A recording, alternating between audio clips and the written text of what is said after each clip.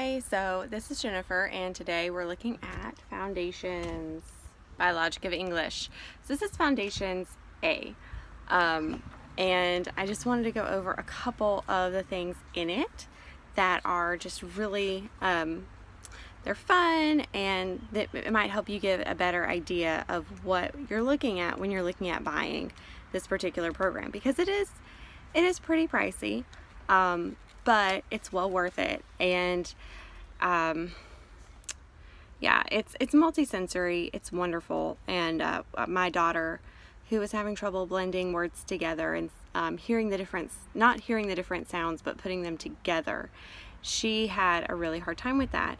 But once we started using Foundations and started going through the program, she was much better able to blend. Like, now she's reading words, and it just takes her like a second or two to read them. It's awesome. And we're only halfway through Foundations A. Okay, so I thought I would go through and show you a good example of the lessons. This is lesson 21, which is about halfway through. By this point, your child has learned the basics of blending, about 10 phonograms or so, and also has had plenty of practice blending words together and segmenting them too.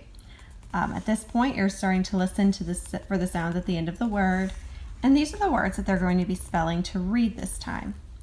Now, for materials, you're going to need the whiteboard or a whiteboard. All of the phonograms learned so far, and J, which is the one that you're learning in this program, or in this lesson. The tactile card for cursive or manuscript, and doodling dragons. All of this down here is optional. We never do the phonogram days because it would take forever and we have other things to do. But we do use the phonogram game tiles for spelling, and we also have our phonogram game cards. We don't always use them, but they were part of the set that I purchased. So, and they do come in handy. So for this one, we're going to be listening for the sounds at the end of words. And as you can see, it's a very scripted, like intensely scripted. For things like this, obviously at the end you can figure out, or not at the end, at the beginning you can figure out what they're looking for, and you can make your own, like you can say it yourself. But this helps you to see what they're trying to get you to find. But a lot of the scripts are not so easy to figure out. At the very beginning, when you're listening for phonemic awareness, it's very important to follow the script so that your child, so that you can learn, and so that your child can learn what they're looking for, and so that they can hear what they're looking for. Then they introduce the phonogram usually, so you have a bit of a review and what they should already know, and then you start off with the phonogram. When you're learning the phonogram, you don't always learn a new phonogram, but they'll usually include some other practices. So it says J. Can you sing J? No, you can't sing it. They explain at the beginning, or not the beginning, but a little ways in, what makes a vowel. And a vowel is something that either you can sing, or when you say it, your teeth or your tongue are blocking your mouth. So your children will be able to answer that this is a consonant, and then you place your hand on your throat. Is this voiced or unvoiced? If it's voiced, your voice box vibrates. Go figure, right? So down here, you practice hearing J. They have the J day. Again, we don't do J day, but it's there in case you want to, or if you have a class or a cottage school, this would be really fun for them to do. All right, and then you read the page in Doodling Dragons, and then you listen for J. Ask them to jog in place each time they hear J. All right, handwriting. The next thing you do is you can practice using your tactile cards if you have them. If not, that's obvious. I mean, that's fine.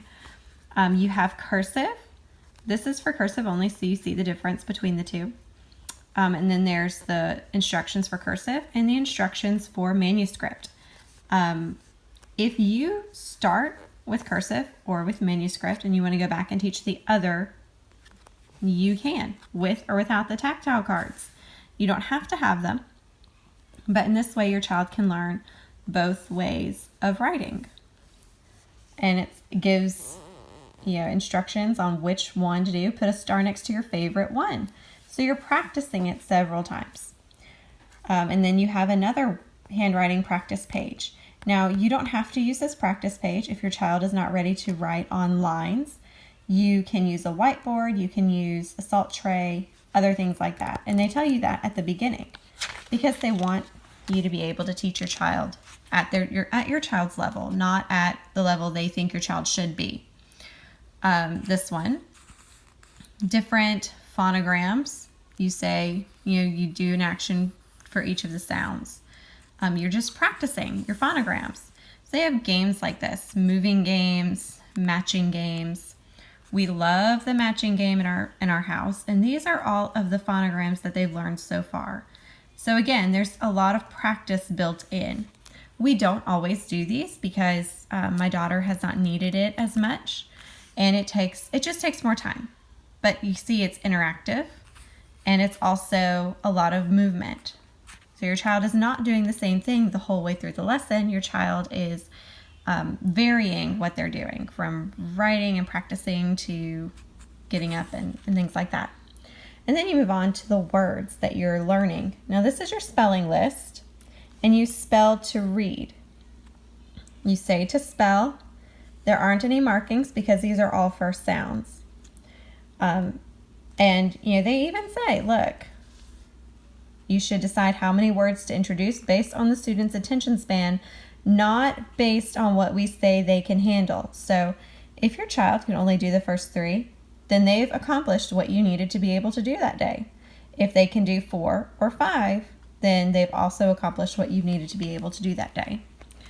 Up here, this is, again, it's very scripted. And the first few times it takes a while to get because you're saying the cat, then the cat is purring loudly, the sentence that they give, and then cat. Then the child segments it out loud, just as you have been doing, and they've already segmented cat before. I will model how to write it. You will drive my marker by sounding out the word. So then they sound it out and you write it. And now this is explaining the teacher tips. It's explaining why they're doing it this way. What is the purpose behind it? It helps them to construct written words, helps them to grasp how the phonograms combine together to represent written words. Over here, you point out that when it's in cursive, it's connected. If you're writing in cursive, if you're writing in manuscript, you say, look, they're not far apart like this, because then I wouldn't know that it's one word. Then you point to each sound, you erase the board in the direction of reading and writing. And then they write the word cat, or, which this is what we do, we use, oh, that's not it, okay. We actually use our game tiles for this, and we have them on a cooking sheet. So whenever it gets ready, my child gets ready to spell the word cat. At this point, when she's segmenting it, she's actually writing it with the game tiles. She knows exactly what letters we're looking for, and she goes ahead and she writes it out. All right, and then over here, say each of the sounds, and again, the teacher is demonstrating how to write the letters for the remaining words. The students sound the word out aloud and write it at the teacher's instruction. Then the teacher writes the word as the teacher and students sound it out together. So we still do this. I still write it out with her. And I'm still writing in cursive, even though we're about to switch to manuscript, just because I want her to know what it looks like in cursive. All right, so if a student can only write 1 or 2 words, respect their attention span and try writing additional words at a different time of the day. If they can focus 4 or 5, add the challenge words. So I love these teacher tips because they keep it in perspective. They help to say, okay, your child may not be ready to write everything, and it's fine. Again, this is where it points it out, the phonogram game tiles. That's how we practice because she does struggle with some writing. These are all very simple words. And after the first day or 2, I was able to figure this part out. It took a lot longer the first couple of days because I was figuring out what came next and having to reread it and then do it and then reread it and then do it. But after a while, it becomes second nature, and we both were able to do that. All right, so then down here, this is the last bit. They save this bit for last. After you've spelled to read, you actually read the spell. Read words, not read the spell. You read the words. Words. You draw a line to match the word in the picture in the workbook.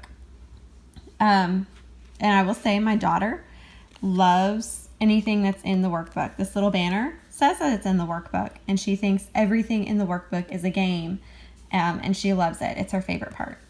But then you also go through and you write words on the board. You sound it out, blend it, and then you act it out. So you act out sad and cat and sit and dig and pig. And they should be able to spell these or read these, even the ones that you haven't practiced, because you've practiced sounding them out and then blending them together out loud, which is great. One of the things that I just love, this is the next lesson, but one of the things that I just love about it is that even though they're practicing the same thing, phonograms at the end of the word here, phonograms at the end of the word in the previous lesson, they give it in different ways. This one, you point to the phonogram, or you pick it up, or have them have their doll pointed out or whatever, but they pick up the phonogram that's at the end of each word. Again, you're still practicing the same skill, but it's in another method. And even though you're doing the phonograms and things like that, and you're doing handwriting, the way that they differentiate the instructions. So here it's an activity. Here we're reading, here we're reading, here we're doing. All of this is very Charlotte Mason based and is very compatible with her methods. All of these are very short lessons. It's a phonogram race, again, for phonogram practice. Or if you have a classroom, you can do one with a class. It's all very, very short.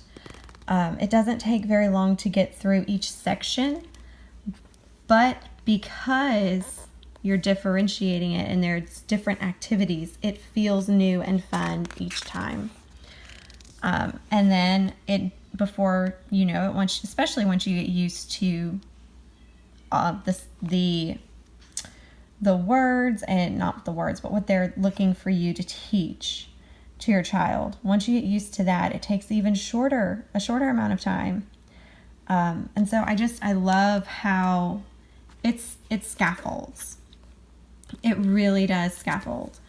I love the fact that they have optional things in case your child needs optional help. And I also love the fact that if they don't, we have been skipping handwriting, and I feel like we can do that because the whole point is that it's geared towards where your child is, not where the program expects them to be. Which again is so Charlotte Mason, right? Respect the person, respect where they are in their own learning abilities. And it's just wonderful. This program also goes through, I think it's like a third grade reading level, third or fourth grade.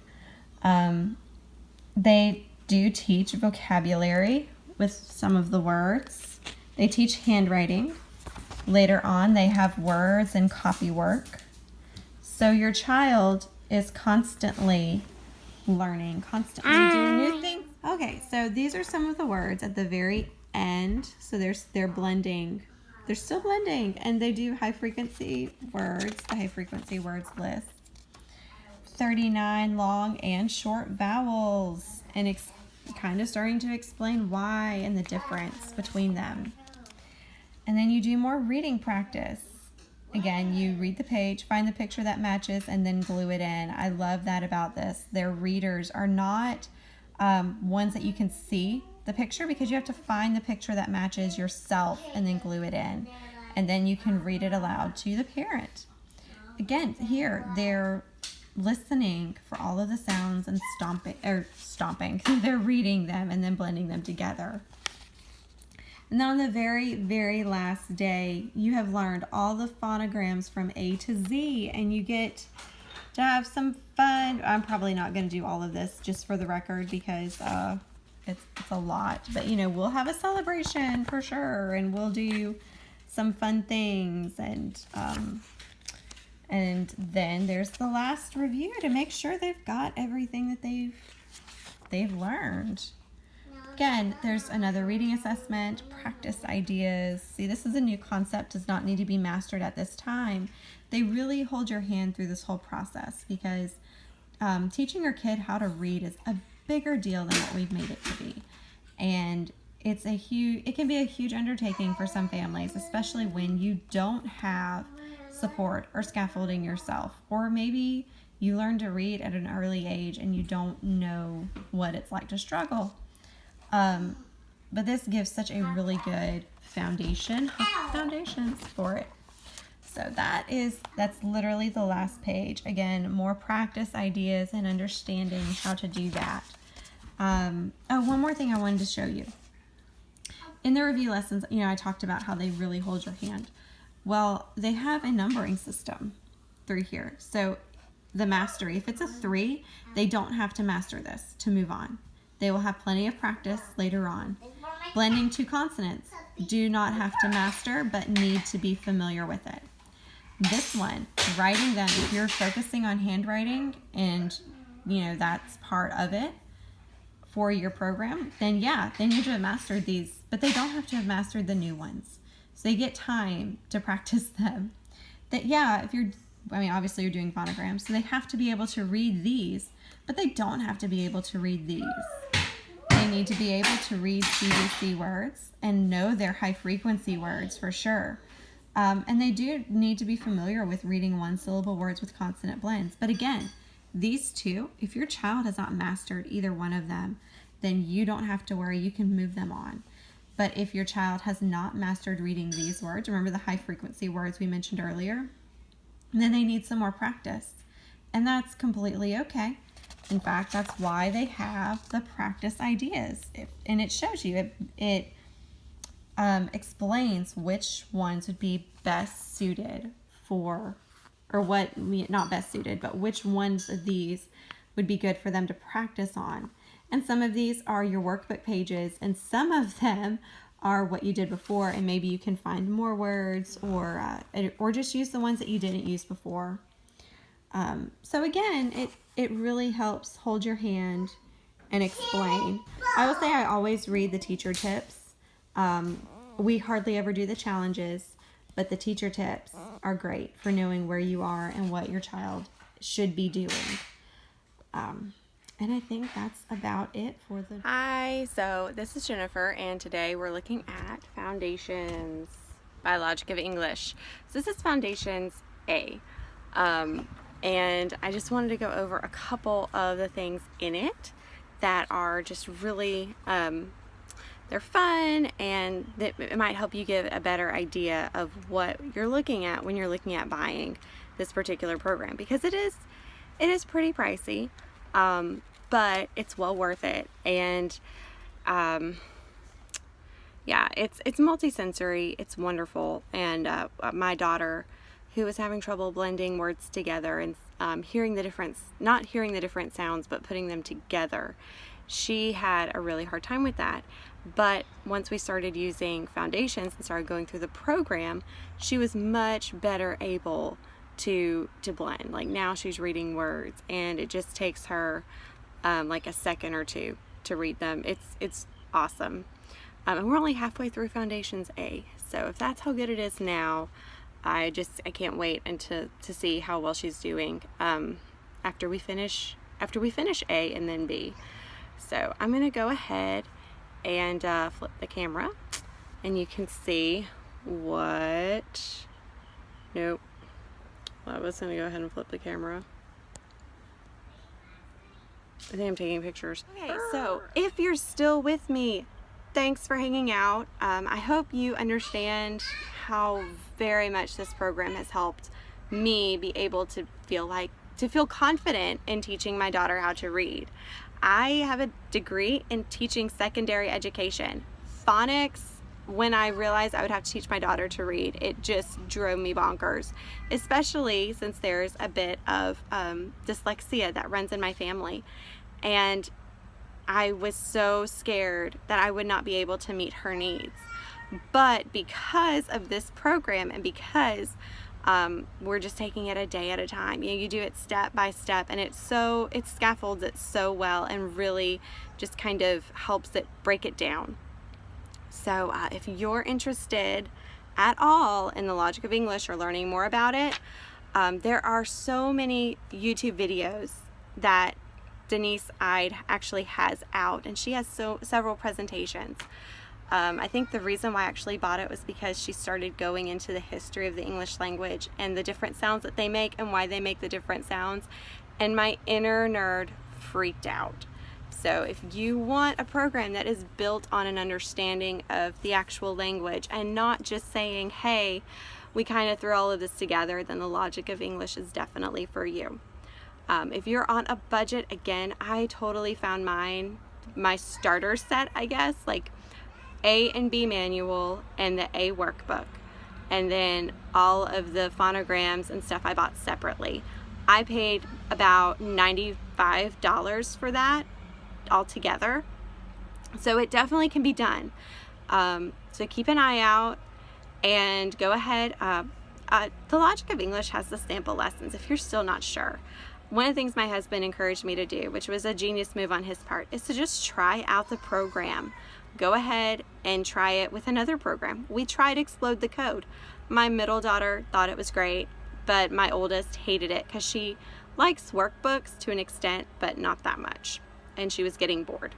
She does not get bored with logic of English. It is just so much fun for her to be able to play and enjoy things, and be able to run around. She's one of those like wiggly girls for sure, and it just keeps her not entertained. I hate to say the word entertained, but it keeps her busy. It keeps her changing what she's doing, and it keeps her involved, which is why we love logic of English, and why we will be using this for all 3 of my children.